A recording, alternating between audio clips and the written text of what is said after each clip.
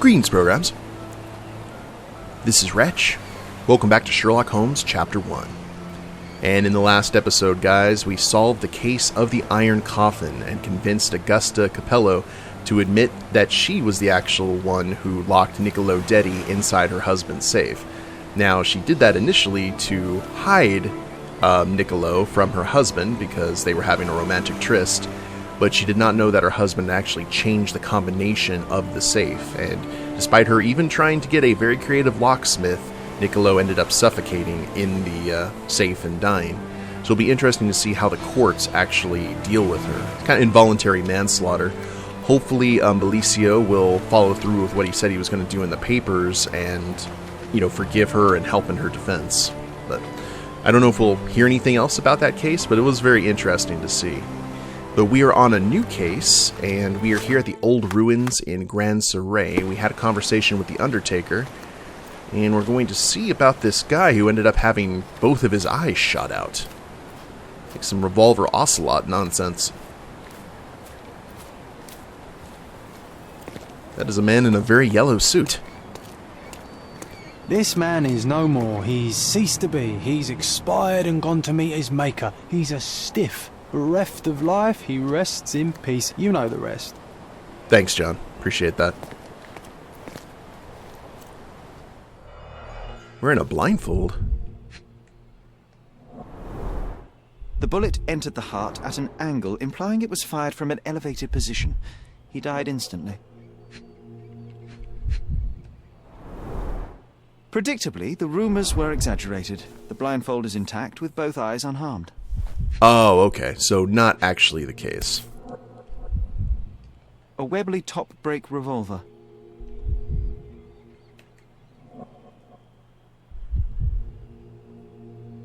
Can we open it? Blank cartridges filled with a wax-covered gelatin bullet. Effectively harmless, even at close range, but leaves a nice red splash on impact. Interesting.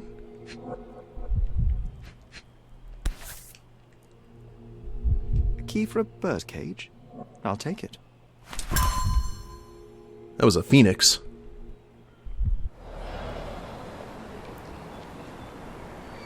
So, was this like a duel that was supposed to not kill anyone, but someone ended up dead?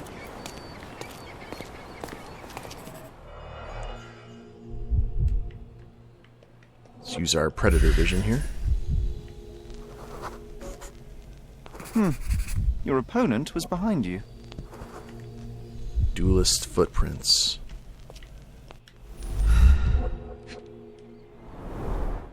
The duelist eventually reloaded his gun, but all the cartridges were filled with red non-lethal rounds. A blindfold, discarded or lost.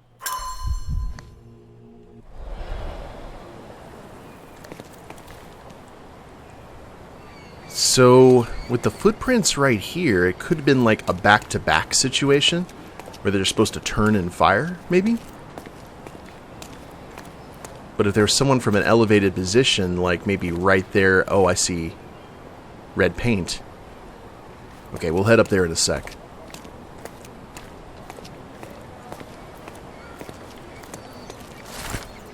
We, the undersigned, hereby declare that this duel should be subject to and bound by the Blind Dueling Club's strict code of honor. May the winner be crowned Blind Champion. Signed, EVS and JD. Witnessed by HF, VC, Honorable Referee and Head of the Blind Dueling Club. There's a Blind Dueling Club? Mandatory Blind Dueling Club rules. Do not talk about the Blind Dueling Club. Rule number 2, do not talk about the Blind Dueling Club. Never miss an opportunity to practice your shooting skills. Do not shed blood at duels or other club meetings. Gosh, how exciting. I always wanted to be a member of a club. I bet you couldn't join. No good at following orders, are you, Sherry? The contest then. I shall prove my blind devotion, so to speak, to their inane rules, and you shall eat your words. Is this like the first generation of paintballers? The true blind duelist. What do we got here?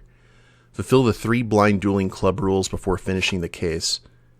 Do not talk about the club. Never miss an opportunity to practice your shooting skills. Do not shed blood at duels or other club meetings. So there'll be an opportunity to shed blood. Duelist suit.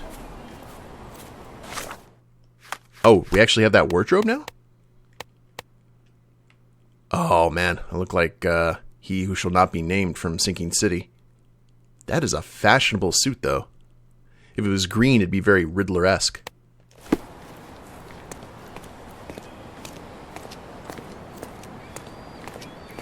So 1, 2, 3, 4. Let's head up here.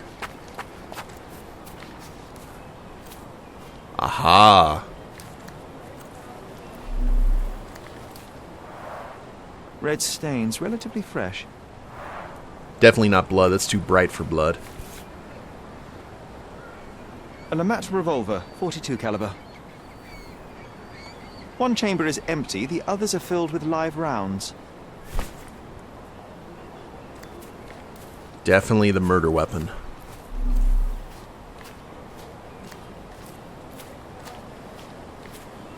Okay, so... is there anything else we need to be aware of?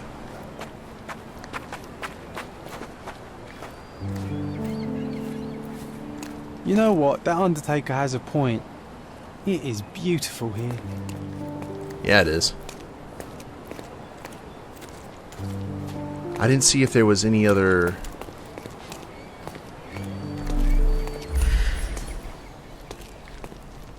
Hold on. Let's see. We had that one.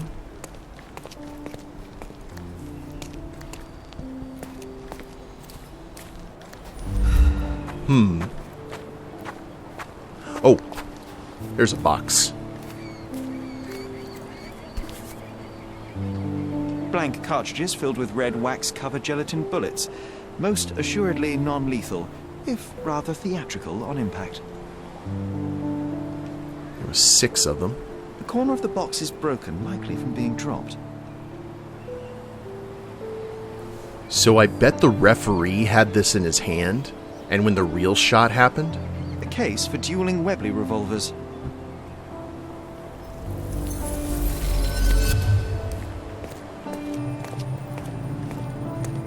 Okay, so let's try and put this together.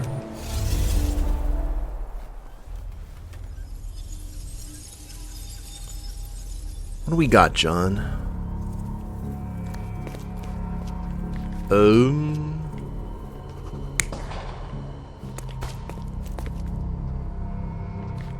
Was he shot like that?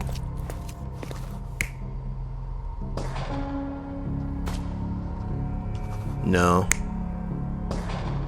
He definitely shot front ways. And then maybe stumbled back like that. Dropped the gun.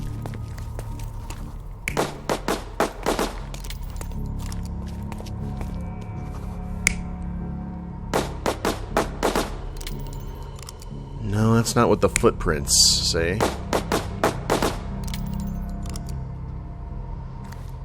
Maybe he ended up scaring the guy who actually fired the gun.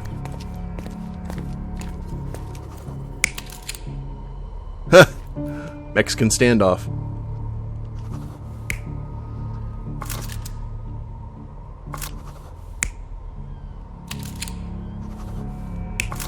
No. So this could be just for entertainment, or maybe to settle an issue.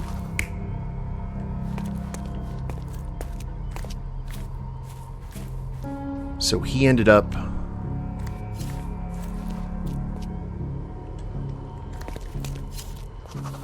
dropping it. No.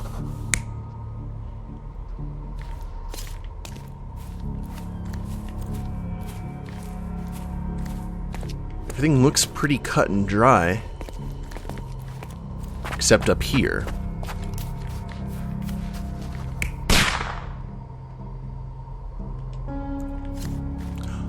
Oh, that's interesting.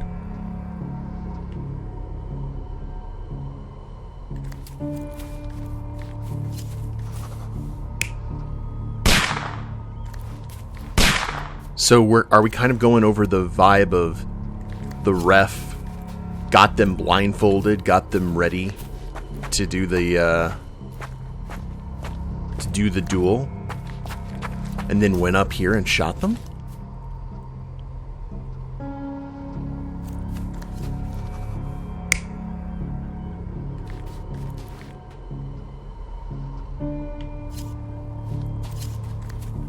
It could have been, but that's the wrong type of... No, that's the wrong type of gun that he has in his hand.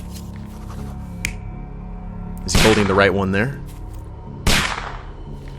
No, he's not.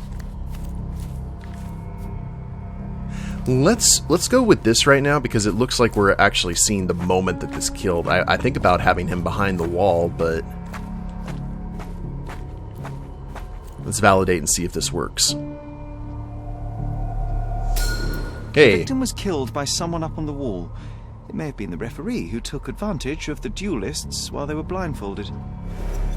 This seems plausible, but I must consider all options. What if there was another person here? Oh. Alrighty.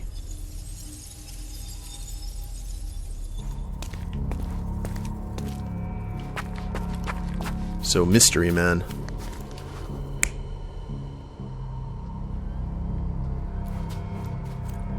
So it was this one. Okay, never mind.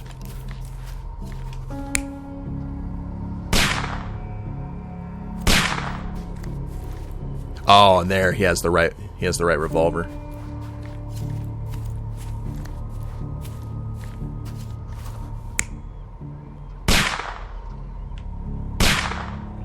I think that's accurate. Now I'm wondering what... Oh, we change it so the mystery guy shooting, that's what causes the referee to drop his box.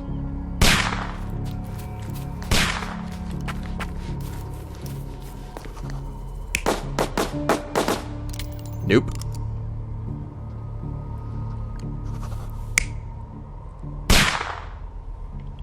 There we go.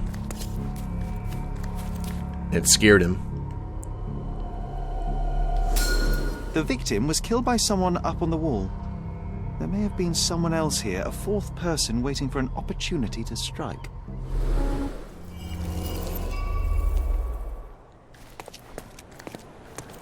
Now I'll just have... Oh, we caught you, John. We got a lot of stuff here. Holy crap. Okay, we need to talk to someone. Blindfolded victim. Key with the bird engraving. Undertaker's testimony. Front page of the local Gazette sometime in the last year. First death by duel. So we gotta go check the archives. Okay. Are we done here? I didn't hear any of the dung dung dung dung.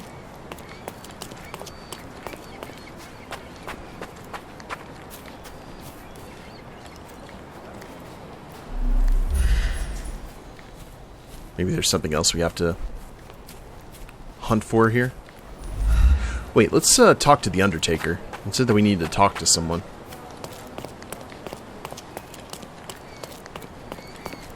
See if he has any more information.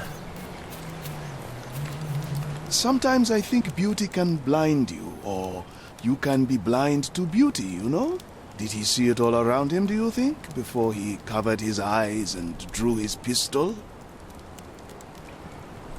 Okay. No, we cannot talk about the Blind Dueling Club. Gotta remember the rule. Can we please leave the nattering behind?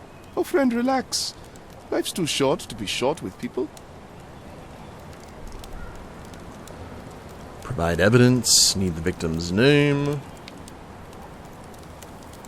Enough tomfoolery. Give me the victim's name. I told you that's his business, not yours. 2 men duelled, 1 man died. When you hit a rock, stop digging. The first rule has been satisfied. Lovely. So we do not bring that up. There is more to this case than meets the eye. The victim fell not to his duel opponent, but a hidden marksman in the ruins. Abandon your oversimplistic ideals and tell me the name of the deceased so his killer can be caught. Oh, that is wrong, to be sure. Okay, the man's name was Eric von Staub. I heard the officers say that he lived in Scaladio. At last. You may return to your vacant stare. Wow. There's the key evidence. All evidence? Yes? Sweet. So... blindfolded victim. We gotta look up someone else, too.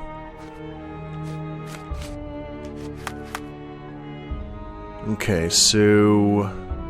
where? Probably City Hall, I would imagine? For citizens? Let's go to the newspaper first. This has got my attention. It's like another secret society. Seems to be a lot of those on this island. Is she still here? Oh, yes, she is. I wish to be alone. Okay.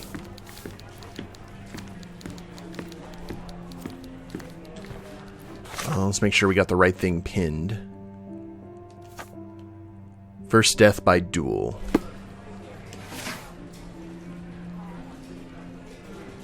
Period. The current year. Commoners. Front page. Old City.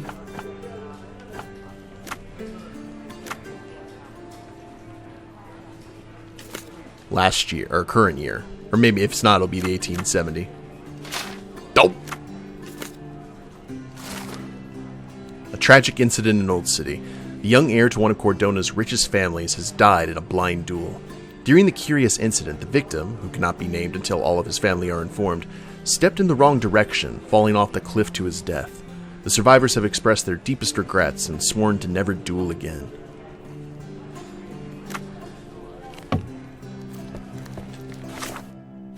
Well, not the death that we were expecting. So...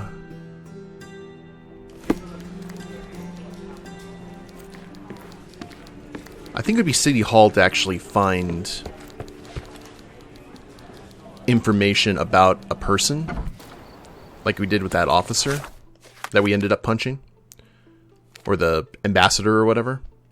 Let's check City Hall. If we get a thumbs down from John, it certainly won't be the first or last time. And then we'll head back to the Chronicle.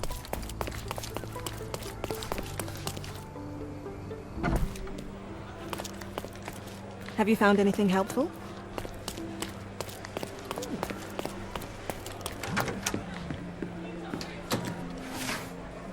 Okay, choose evidence. Where are you at? Oh, we also need to pay attention to that. What was his name? Eric von Staub. So, JD. And then HFVC is the referee.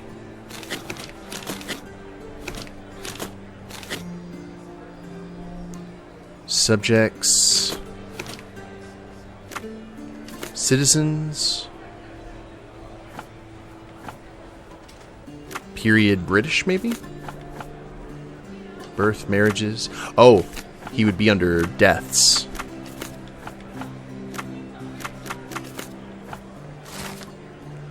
Eric von Staub, 1857 to 1880, unmarried. Mother Irma von Staub died 1877 in Cordona in a horse accident. Gerhard von Staub died 1877 in Cordona, horse accident. Sister Magda Irma von Staub. Place of residence, von Staub residence on Baskerville Street between Vernet Street and Bonaparte Street, Southern Scaladio. So, parents died in an accident, sister's still around though. I guess let's go ahead and have a chat with the sister. Because she's the only one in the family left alive, I suppose.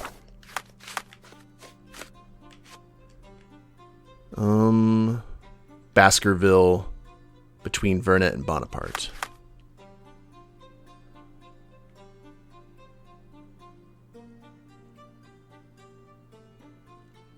Okay. Vernet, right here, near the newspaper kiosk.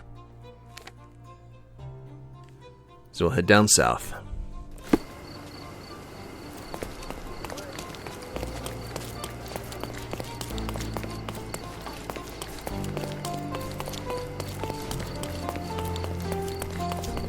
There's the kiosk. The Von Staub residence, which I assume is right here. Nice mailbox.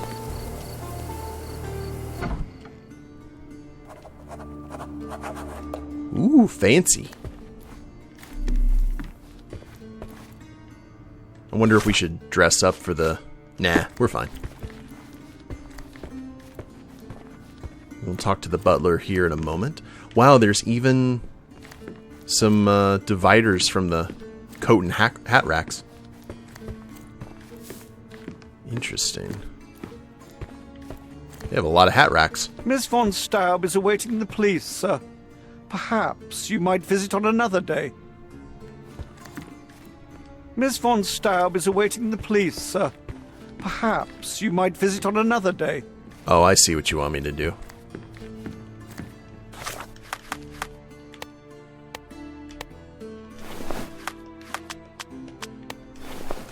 Time for some more, Please ignore the fact that I just went behind there and arrived. Good day, officer.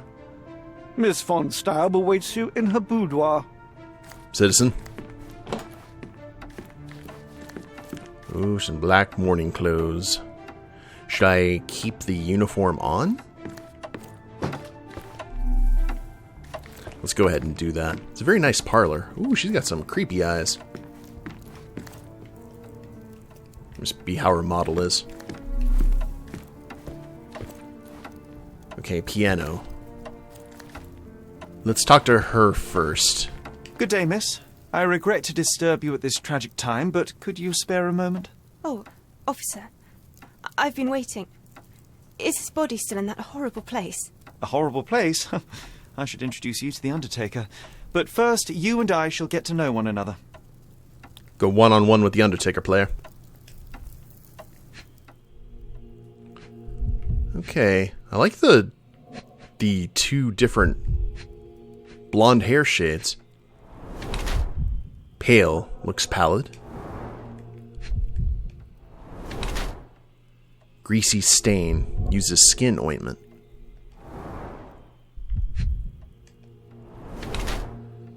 Black ribbon in mourning. Whoa. Purple mark, recent bruise. Red stain, dried red paint. Old bruises.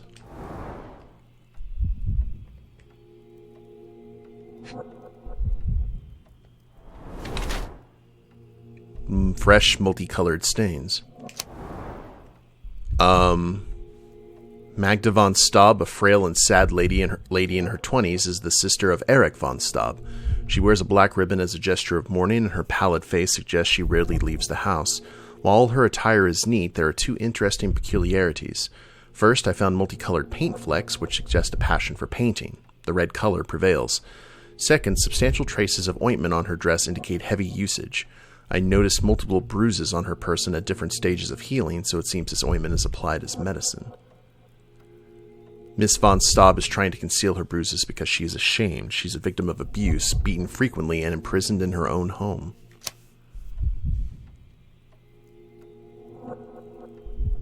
Miss Von Staub is following a treatment regimen to manage a blood disease, which is responsible for her tiredness and skin marks. I don't know. Like, those were some pretty nasty bruises, and all like where someone could like grab her. So I don't think that's a blood disease kind of thing. I think she's a victim of beatings. And also they wouldn't let us in unless we were police. So let's go ahead and shoot for that.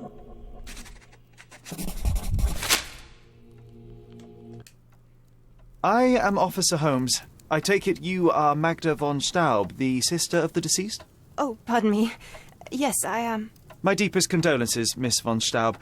Your brother's body will be returned to you shortly, as I believe the case will soon be closed. Nevertheless, there remain some formalities requiring attention. May I ask you a few questions? Oh, if you must. But I'm unsure if I will be of much help.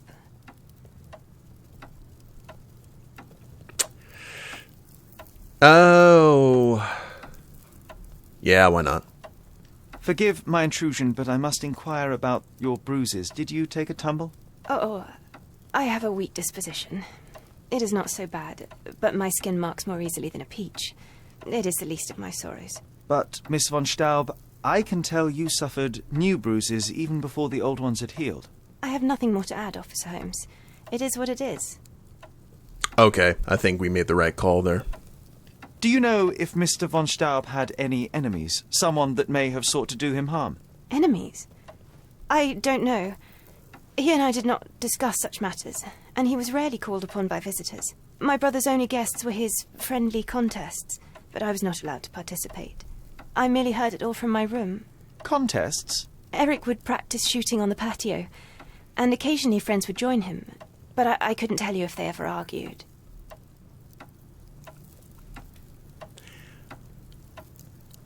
You know what? It wouldn't surprise me if she did the deed, especially if Eric was the one abusing her. We don't know that for sure, though, but... Where were you when your brother died, Miss von Staub? I was here painting Eric's portrait.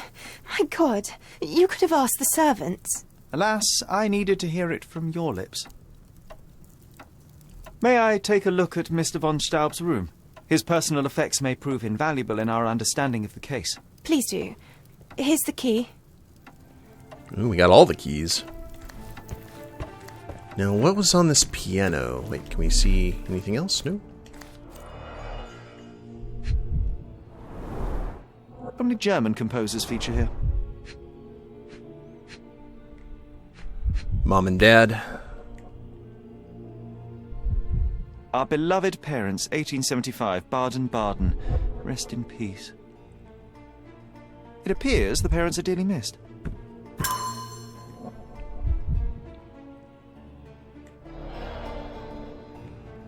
All right.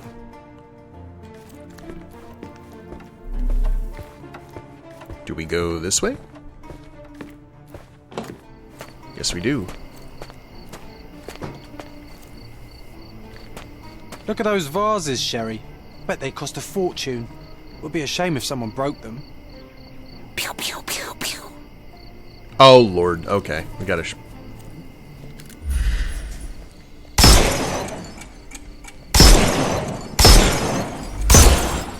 Oh, I love it when you're reckless. Were those Limoges porcelain? You have a keen eye. Well, I suppose it's yours. Next time, shoot with a blindfold. Thanks, John. Appreciate you. I'm sure the woman of the house couldn't have used those to pay for funeral expenses.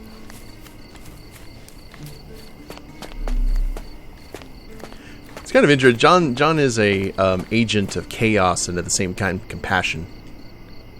Never miss an opportunity to practice your shooting skills, huh?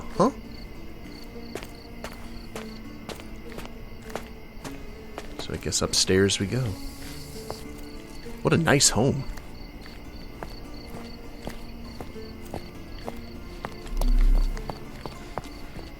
Okay, predator vision is... I'm just wondering if something's hidden among all the flowers and such.